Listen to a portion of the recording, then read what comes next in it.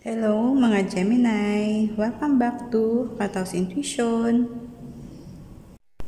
Ako po si Beth at ang ating reading po today ay para sa inyo ngayong mid-June. Kung ikaw ay Gemini, Sun, Moon, Rising, or Venus, baka may mensahe po para sa iyo rito. Ngayong buwan, ang focus ng barahan natin ay nasa tagumpay, life challenges, at may munting hint ng celebration sa hangin. Kaya, let's dive in! Alam mo Gemini, ngayong mid-June, nararamdaman ko na para kang nasa edge na isang malaking tagumpay. Pero hindi ito yung tagumpay na aksidente lang dumating. Ito yung bunga ng disiplina, emotional maturity, at pagpipigil. Lalong-lalo na sa pagdating sa goals mo sa negosyo o career. May ilan sa inyo na pinag-iisipan na talikuran ng isang stable na trabaho para sundan ang sariling passion, project, tulad ng entrepreneurship, freelancing, creative pursuit.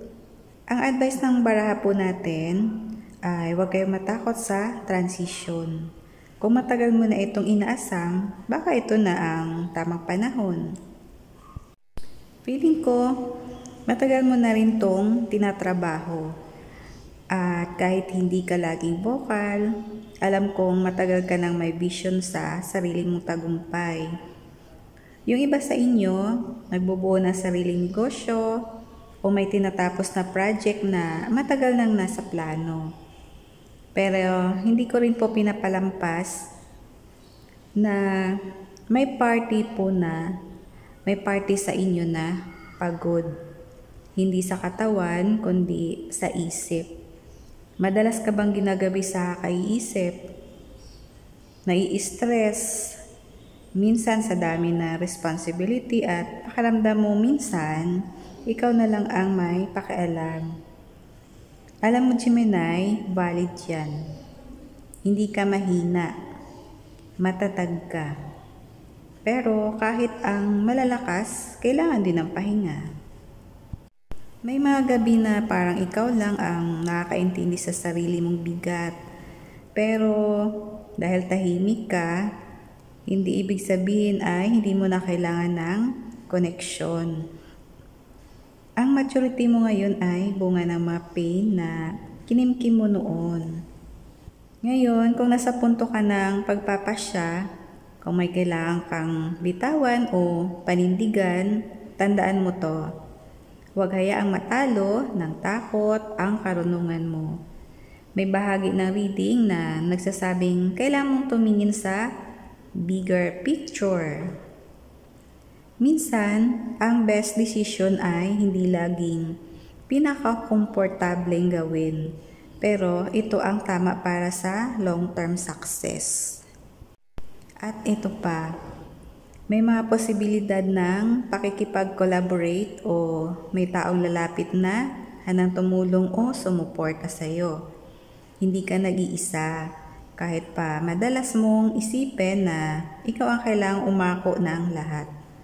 May mga tao sa paligid mo, mapagkakatiwalaan, mature, at emotionally stable na kaya-kayang malalay sa'yo. I-welcome mo sila. Tanungin mo ang sarili mo, Gemini. Ano talaga ang definition ng success? Kapag ba natapos ko ang goal ko, magiging masaya na ba ako? O kailangan ko ring hanapin ang saya habang tinutupad ko to? Ngayon, gusto ko rin sabihin ito, may pagdiriwang na parating. Pwedeng literal, reunion, milestone, o isang simpleng tagpo na magpaparamdam sa iyo na tama pala tong path na pinili ko. This is the time na makikita mong worth it ang mga sakripisyo. Wishes granted, dreams aligned, peace in the heart. Hindi lahat ng tagumpay ay puro pera. Minsan ito ay katahimikan, pamilya, at yung pakiramdam na ikaw ay nasa tamang direksyon. Gusto mo ba ng affirmation? Ito ay para sa'yo. Hindi ako nagmamadali. Lahat ng para sa akin darating sa tamang panahon. Ako ay karapat-dapat magtagumpay. Ang ganda. So Gemini, ngayong mid-June, tandaan mo, kayang-kaya mo to. Pinag-isipan mo na ang mga hakbang mo. Gamitin ang talas ng isip. Pero huwag kalimutan ang tibok ng puso. Balance is your key. Okay, kung naramdaman mong para sa iyo ang reading na to, don't forget to like, comment, at subscribe sa Kataos Intuition. Magkita tayo ulit next reading. Ingat ka palagi, Gemini. I-comment mo sa baba anong tagumpay ang gusto mong ipagdiwa ngayong taon. I-claim mo na. Baka ito na po ang simula ng katuparan. Okay, this is Beth, and always remember, the stars guide you, pero ikaw ang gumagawa ng landas mo.